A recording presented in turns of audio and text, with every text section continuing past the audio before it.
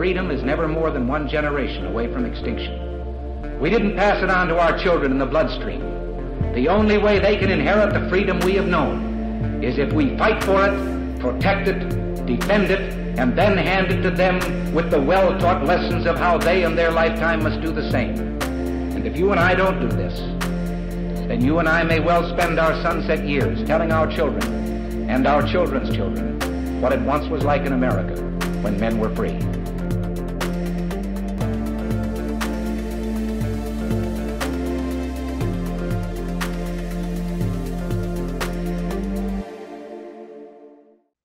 Hey everybody, welcome to episode number 399 of Gun Freedom Radio, where we engage, we educate, and we inform. We are brought to you by azfirearmsauctions.com, where you set the price on guns, ammo, and accessories. I am one of your hosts, Cheryl Todd. And I'm the other guy, Dan Todd. Our theme today is Surviving the Swamp. And our guest is Arizona U.S. Congressman Andy Biggs. Representative Andy Biggs was first elected to serve the people of Arizona's 5th District in 2016. He has consistently been a champion of our individual liberties, our Second Amendment rights, and he is currently serving as chairman of the House Freedom Caucus. Welcome to the show, Representative Biggs. Thank you. Thanks, Cheryl. Dan, thanks. Good to be with you. I do have to correct something. I am the past president. I'm no longer the chairman of the Freedom Caucus. My term was up, and Scott Perry of Pennsylvania is the chairman. Now okay. I just get to look over his shoulder and tell him all the things that I think he should be doing. I love it. That's a good position to be in. It's like, well, if I was still chairman, I would. Yeah, right? I get to nag him, and I have none of the responsibility. That's fantastic. Well, the first thing I want to talk about is not even necessarily 2A related, which is my lane. That's really where I stay. But the reason I even titled today's show Surviving the Swamp is because of the stance that you and 19 other freedom-loving legislators took in that whole Speaker of the House, Kevin McCarthy thing. Because so often those of us citizens, we mere citizens who are supposed to be the ones running the country feel like government is just happening to us. And there's heir apparents everywhere we look. And the stance that you took to cause Kevin McCarthy to have to really earn it, that was encouraging. Can you talk a little bit about that? Yeah, I think when you describe a regular citizen, a non-elected official believing that government just kind of happens to him. Well, we kind of felt that same way as members of Congress, because all the power in Congress and this institution itself has been in the hands of the Speaker and the Minority Leader and in the Senate Majority and Minority Leaders. In fact, after we got done with that, Paul Ryan, the former Speaker of the House, actually said, he said, I thought I had too much power when I was Speaker of the House. And I laughed at that because I thought, well, you could have changed it, Paul, but you didn't.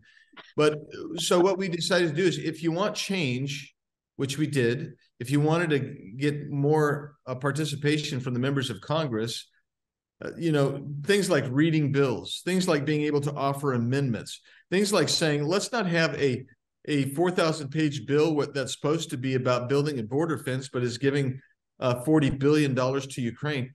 Maybe we should have a single subject rule that works. Maybe we should have germaneness that works. Maybe we should, instead of constantly adding $1.5 trillion in national debt every year, maybe we should revamp the appropriations process and set some caps and some limits so we can at least freeze this thing as much as possible before we bankrupt the country. So if you want change, you got to make change. And so that's why I ran for Speaker, and we held out. First, I guess maybe one of the third or fourth longest in history, but more than 100 years since we've done something like that, and it went to 15 ballots.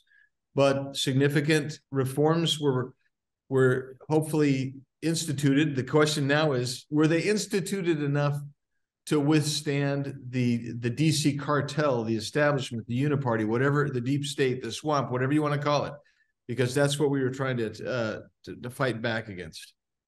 Well, I know there was incredible pressure on all of you, all of the 20, including yourself. And yet everyone that I knew was cheering and applauding that we weren't just going to be subjected to the status quo. And so thank you so much for having that backbone. And I feel like, our side of the conversation, that freedom loving, that does a Constitution and Bill of Rights, does it even matter? That side of the conversation, it feels like our backbone needs to be a bit stronger than what we've seen over the past couple of decades. Could I even say? Well, I think you could say the past century, but I definitely agree with that. And that's why when we decided to do it, we said, look, we're going to have to, we went out on November 15th when we had the first meeting, and I announced I was running, and we took 36 votes away from Kevin. We said, look, let's solve it. We can solve this behind closed doors. And they didn't want to. They said, let's do it out front. I said, okay, if that's what you want to do, we'll do it. But the point is, we got to make change, because when you said status quo, that's the problem. That's why they went after Donald Trump so much, is because Donald Trump was trying to disrupt the status quo. Yeah. And so I was in there with my colleagues, and we were pitching, trying to disrupt the status quo. And you'd be surprised how many Democrats appreciated what we were doing, and how many people, even in our conference, who were on the other side. I actually had some of the more liberal members of our conference come up to me and say, we really love the rules that you guys have put together that you're offering. So, but they wanted to vote Kevin. I don't know why they thought Kevin was the only guy who could be the speaker, but anyways, they thought Kevin was the only guy who could be the speaker. And in the end, we probably got as much done as we possibly could. We're looking forward to continuing that trajectory, continuing to restore what I call the separation of powers horizontally and vertically. And that's really what has to happen for this country to be free again. That's phenomenal. And of course, you had my vote. Not that I get to vote, because I haven't gone through the process to become elected to the House, but you had my vote. Absolutely. Absolutely. And that whole, everything that you just described that you had to push and fight for, to me sounds like common sense, right? The phrase common sense has been so hijacked and diluted to mean nothing. But, so a bill that stands on its own merit with one single issue. What is that going to happen? That so crazy, Andy? Is that going to happen? Are we going to get to where we have single issue bills? Because they were so confusing in it, and it seemed like you have a great bill in front of you, and then they attach a bunch of crap to it, and it goes through. Well, that's the idea. I mean, so I felt what we got on the single subject was a little too weak. Okay. I would have made it stronger, because I think we need to be able to actually have a remedy, not to get into the weeds too much, but we got some concessions on single subject, but we also got some concessions on something called germaneness that allows us to thin out so when they're trying to hang some new ornaments on that Christmas tree, we can thin it out and prevent some of those from coming on. And that worked. We had, I can't remember if this was last week or the week before now, but we actually had something that we hadn't had in the entire time I've been in Congress. And that was called a modified rule. People could actually go to the floor and actually offer amendments and debate them. What?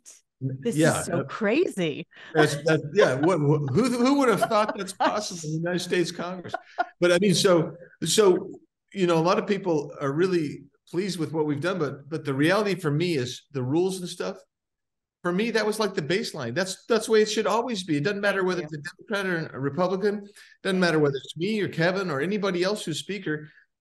We should have that be the baseline, that we're going to go for single subject bills. We're not going to load it up. And so we're trying to make that happen. The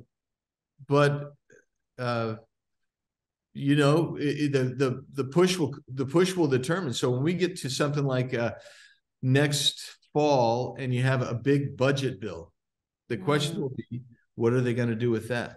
Or the National Defense Authorization Act or a farm bill.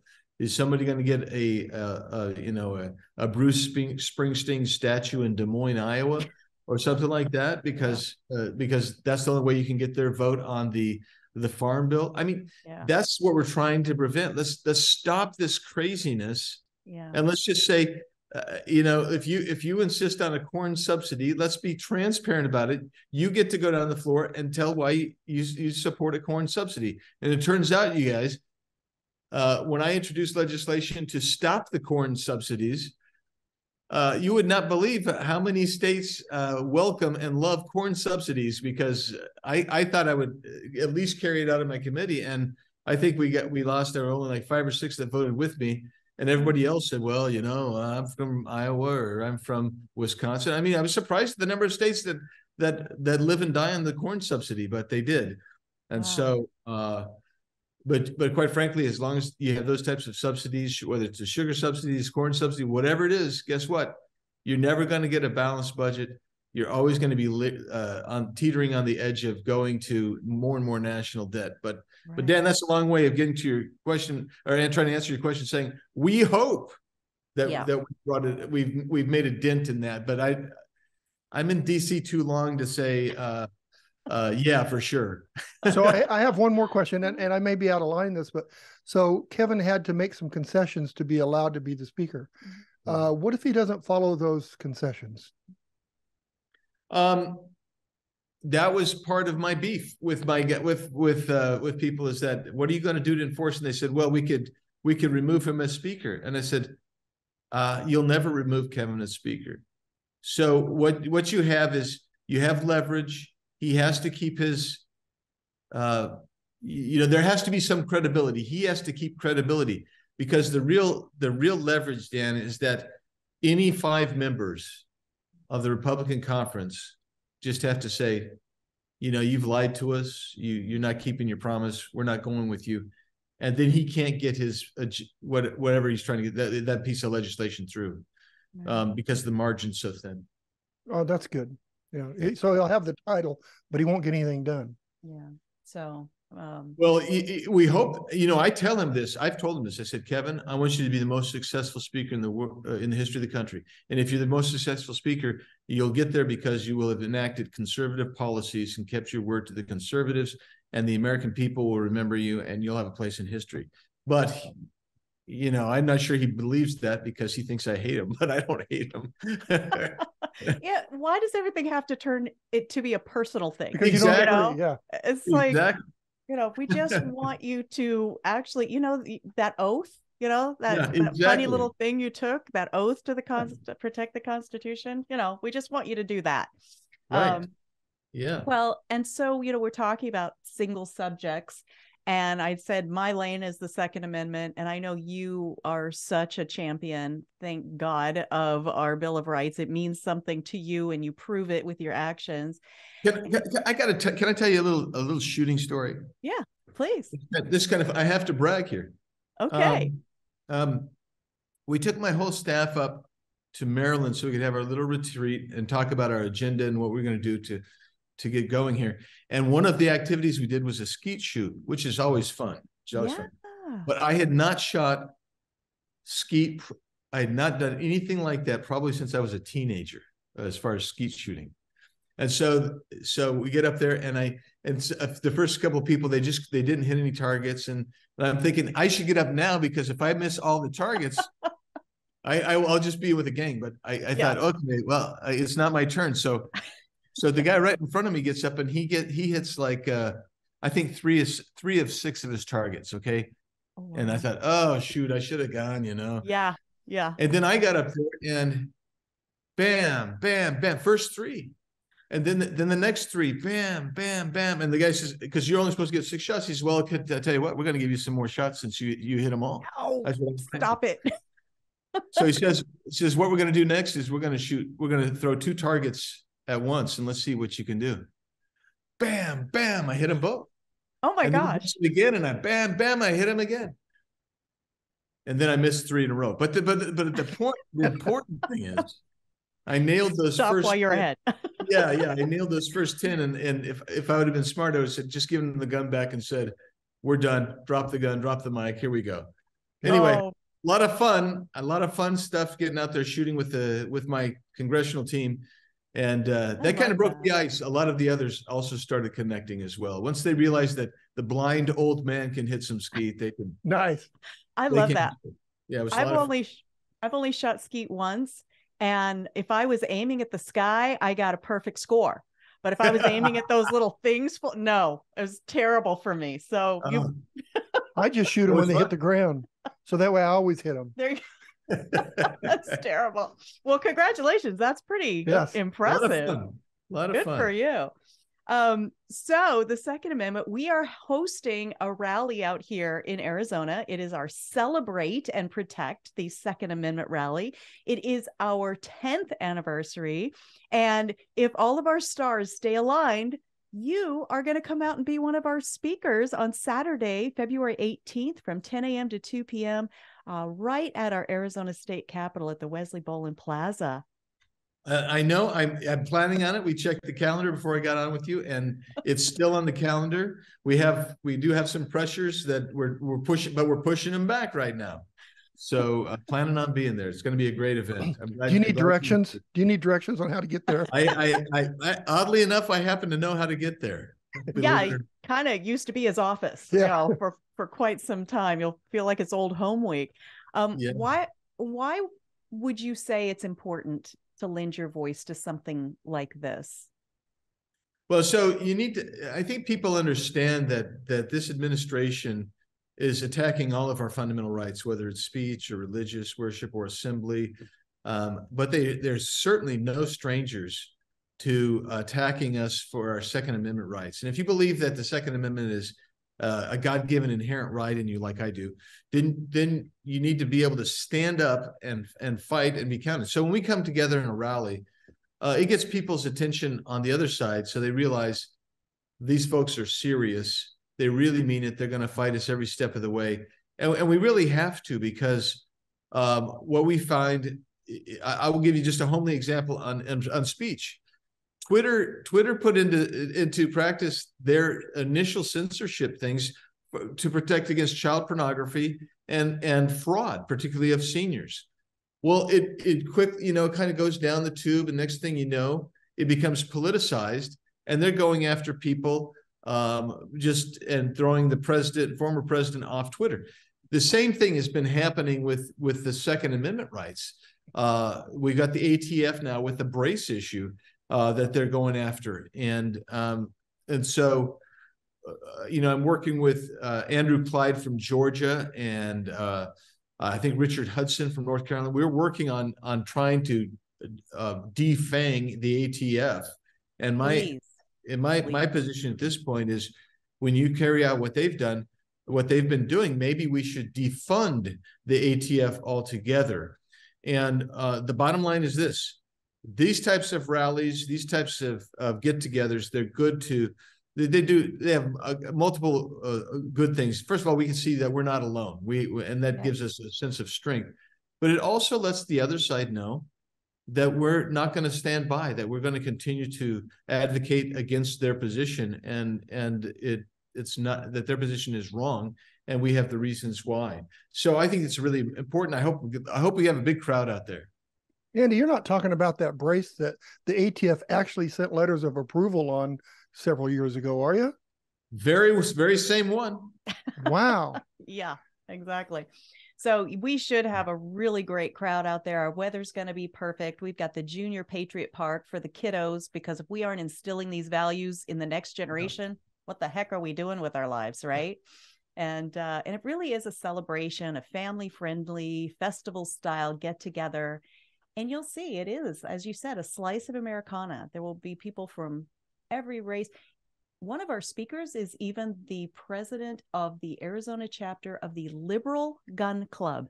Yes, there is such a thing as the Liberal Gun Club. And I'm thinking, who can speak louder to these politicians that just want to strip our rights away than people who ascribe to saying that they're a liberal and they vote with their liberal voting base. So they would have the loudest voices of any of us, I think. So I'm excited for that.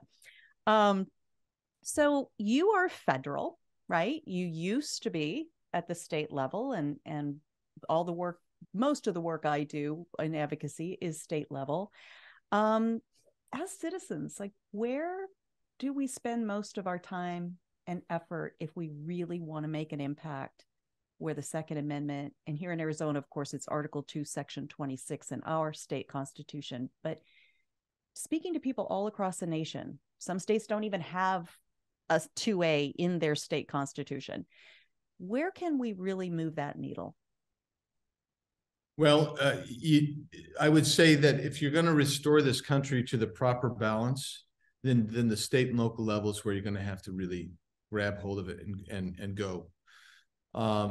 That's critical. That's why you're seeing sheriffs around the country that they're not going to impose either federal or state mandates regarding restrictions of Second Amendment rights. That's important. So I would say state and local is where you want to go. But I will tell you that I'm begging people to be aware of who they're electing to their federal offices as well. We have so many people who profess to be conservatives who get a little weak-kneed when they get to Washington, D.C. They get sucked into a different way, different ways, and the cartel grabs them and holds them. I think you can make the most immediate difference at the state and local level, but long-term, to turn this rather large ship of state around the direction it needs to be, we need to be a bunch of little tugboats pushing on the back of that to leverage that ship turning around at the federal level as well. So I would say, I beg everybody, do what you can, do the most you can, start with the state and local, but also don't neglect the feds, because part of the way this happens is there's so much that's going on here. Bad stuff can happen under the radar, which gets back to what we were talking about with, Christmas tree bills with ornaments going on them that, and where 4,000-page bills, you got 2 hours to read them. Nobody reads them. I will tell you, I default to no. So on a bill like that. So I would say start state and local, but don't give up on the feds. We got to change the feds. But one other thing about that, when the states start standing up against the feds, then the feds will also start capitulating. So that's why I say state and local is so doggone important. How do we win when we have a governor like in New Jersey that says that the Constitution's above his pay grade, or we have a Speaker of the House that says, pass the bill, we'll read it later? These kind of things just... Well, a lot of that goes to the fact that we're a representative republic, and people need to know ahead of time who they're voting for. And we need to work in every campaign, get out there and really try to advocate for our candidate, the candidate we believe who's going to be most reflective of our values, our virtues, our policies. And that means that in Arizona, we've got this, we've got a new governor, and yay. And so happy. Yeah. Katie Hobbs is going to veto every good bill that I and the AZCDL work hard to get that is across correct. to her desk. So that's right. I don't think she and I are going to be best pals, but No, but I mean, the one good thing about doing that work is you build a record for that individual, and they can't hide behind a record. The problem is Katie had a record. She had a record when she ran for governor. But the thing is, when you have elected officials that say things like, the Constitution is above my pay grade, and they simply don't care, we have to publicize that as loudly as we possibly can, so that the electorate can rise up and say, no, we're not going to take that, and we're going to get somebody different. Every American should want their elected officials to defend their rights. The purpose of the federal government, by the way, is simply to protect rights. The purpose of the state government is to protect rights. It's not supposed to be more than that. But so many people become dependent upon government for so many things that it's easy. I mean, I had people in my office this morning, and they wanted to know which federal grant programs that they want, what I support. And don't show them the big book. I'm kind of surprised they had to ask, you know. Here's my big book of blank pages for you. I like your answer. That's fantastic. I love it. Well, I know you need to get going, and I want to wrap up by talking about how people can follow all you do, because yes, you are our Arizona federal Republican representative in your district, but you impact so many people around you. The whole Speaker of the House thing shows that the work you do has reverberating effects across the nation. And I want people to be able to follow you, and especially your very cleverly named podcast, What's the Big's Idea? I love that. Thank you.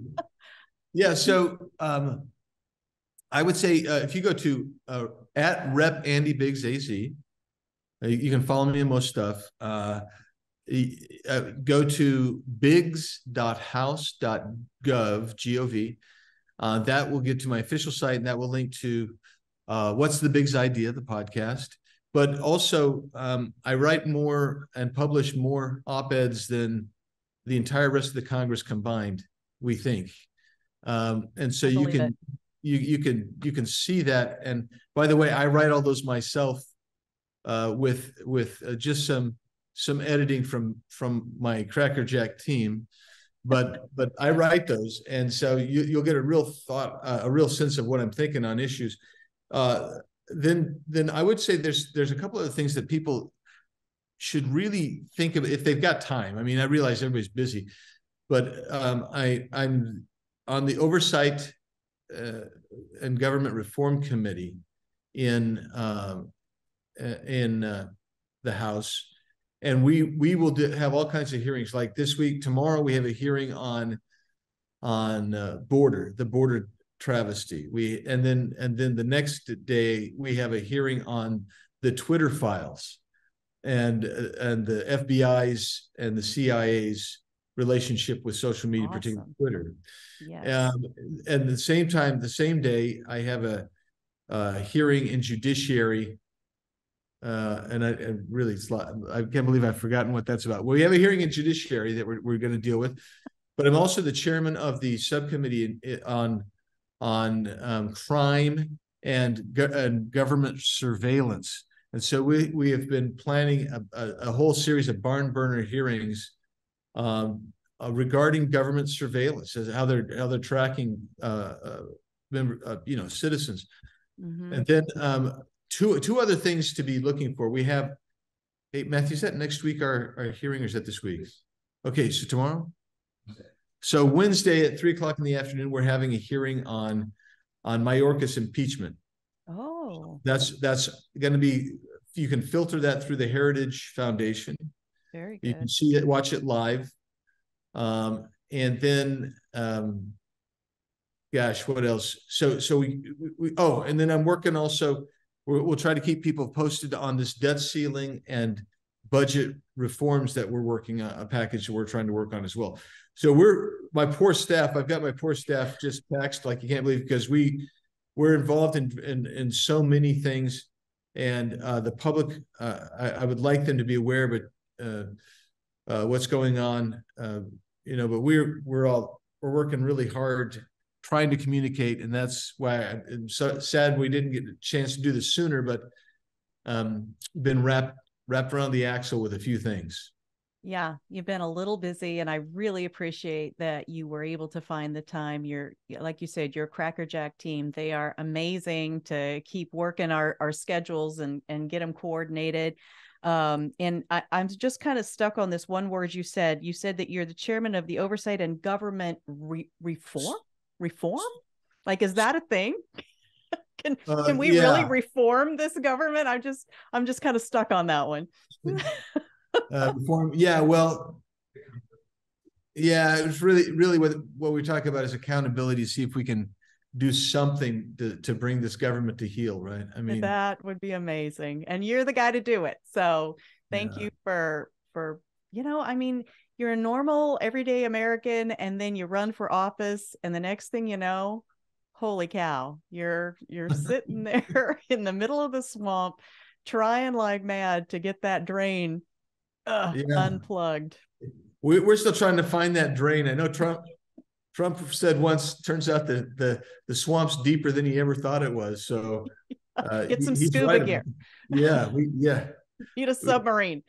Yeah, it'll take a submarine. Believe me, it is in deeper water than that Chinese spy balloon is. I was just going to ask you about that. Oh man, how do you feel about that? I think how mismanaged can that be? First of all, the narrative that happened during Trump's time, all the Trump officials said, no, that's not true. So you discount that. But the second thing is, they couldn't blow it down over Montana. I mean, the Governor Gianforte said, wait a second, you could have done over Montana. Steve Daines, who's the senator, said, you could have done over Montana. There's a lot of room for that thing over Montana. But beyond that, they've been tracking it since it left China. So they knew it was headed to the Bering Straits. They knew it was heading to the Aleutian Islands. They could have knocked it down at any time, but instead they let it basically accomplish its mission, and then they took it down. Yep. That's they just celebrate. We shot it down. And you wonder, I don't wonder, why the bad guys in the world think America's so weak. Exactly. And weakness, and this is one more reason why you need to get out there on the 18th, is you got to show strength. Weakness empowers bad actors. It does. Yeah. Amen. Amen. Well, thank you so much for all you do. I look forward to seeing you on February 18th, 2023 at the Arizona State Capitol. Be safe, travel safe, and we'll be checking out these committees that you are televising. So, right, great. Right. Thank you. Thank you very Bye-bye. much. Thank you. You bet. Wow, he's awesome. He really is. I mean, he's just such a busy guy, but he's effective. Some people are there's just a storm cloud of busyness around them, but you don't really see the effectiveness. And I really feel like he applies his efforts in the right places in the right amount. So, and I hope, anytime this interview, we change the date and the time like 8 times. So anytime you're dealing with people that are this busy, the fact that anything could come up in DC that could cause him to have to stay over that weekend. It's possible that he's not going to be able to make it to the 18th, but I'll be there. You'll be there. I'll be there. And well, then that one thing I might do. I'll be there. And thousands. We always have thousands of happy, excited people from Arizona and all over, because in February, the entire country wants to be in Arizona because our weather is so beautiful. It is. So anyway, the weather's beautiful all the time. Except that one time. July, August. Whew, no, yeah, spicy. I guess so. All right. Well, I'm just excited about everything that we talked about with Representative Biggs. He did start his career at the state level. And that was something that I wanted to punctuate just a little bit, but I didn't want to take up his time because he had a hard stop. But when he talks about knowing who you're electing to the federal level, I mean, that goes for anything, right? Whatever level, dog catcher. And that's where I'm going with this, is that a lot of these people that want to create this career in politics rather than being public servants, they'll start their career at a level where they don't have to declare what even their party is, right? So let's say dog catcher, you don't have to declare, right? City council is even, for the most part, I think it's just a nonpartisan thing. And they get in there and they, start building their little coalitions and that sort of thing. And they ask you for your vote, knowing that their ultimate goal is to get into a position where they can end up infringing on your rights. Yeah. And so where most I would say, I think I can say this safely, most people that get elected at the federal level, they have had some vetting along the way. They do leave a record behind. Except for AOC. Okay, she's an exception. She was really good at serving liquor, though. I wasn't there. I don't know. I've heard I'm that. just hearing rumors. But somebody on our side who has actually fought for our Constitution is our new representative, Eli Crane. Yep. Right. So, he's somebody that was elected federally that didn't have that, leaving a wake of, previous service behind him. And I wouldn't want to begrudge him, right? Because he was one of the 20 that stood up against Representative Kevin McCarthy's and caused some change to happen there. But I think that it might be important that people do have to, start at a level where, they have served alongside their fellow citizen. Now, Eli Crane served alongside his fellow citizen in the military, yep. So it's going to be a different mindset than somebody that maybe is like an AOC that just loves the sound of her own voice on her Instagram. Did I say that out loud? No, I didn't hear it. I didn't hear it either. But anyway, well, the vetting process is important. I just have to tell you, when I hear Congressman Andy Biggs, mm-hmm. and we interviewed him, and just now, just now, it puts, there's hope. Yes, there is hope out there because he's a true constitutionalist, mm-hmm. and he's fighting for us, not for him. Mm-hmm. He's not trying to get his name out there. He's really working hard for us. So that gives us hope. And with hope, we can fight. Absolutely. But not like, oh, please, I'm not talking about fist fight, a gunfight or anything else. No, I'm talking, no, please don't. Hide your blankies. Yeah. Don't worry about it. Yeah. That's so crazy that, can't say the word fight. There's some faction out there that they can make up words. They can change what words mean and, just carte blanche.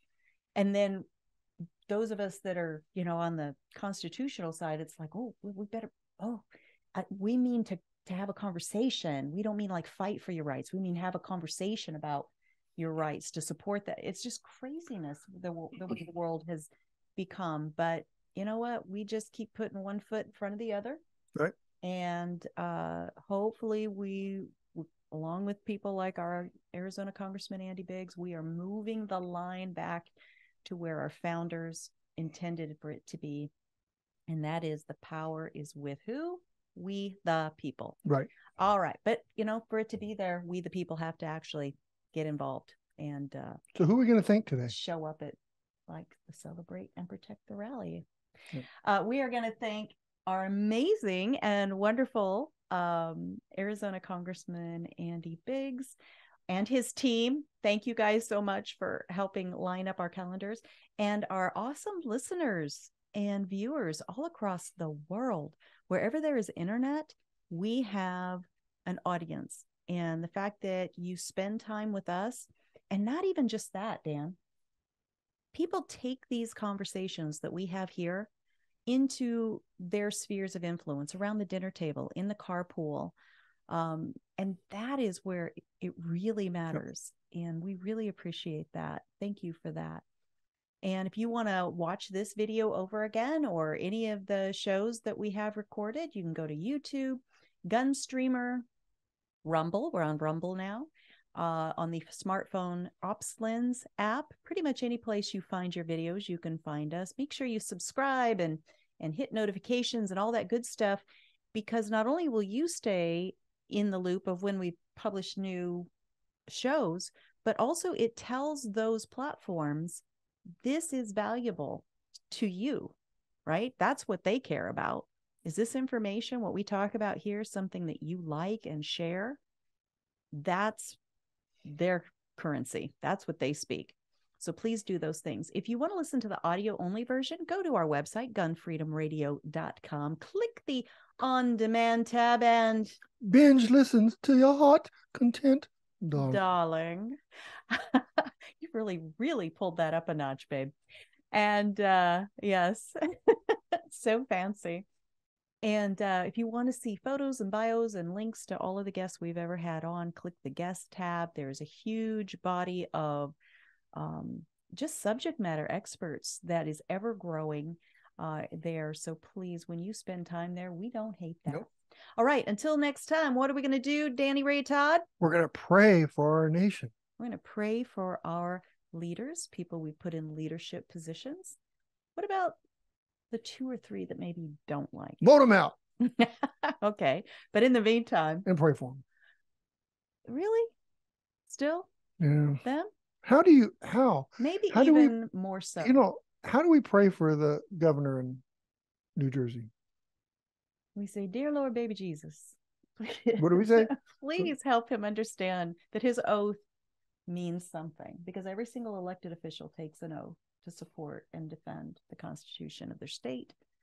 At least, if he just does that, that'll be something, much less the United States. But anyway, yes, we're going to pray for everyone, even the ones we don't like, especially the ones we don't like. Right? Yep. All right. Okay. Until next time, be good to each other. Have a great week, and God bless. Bye-bye.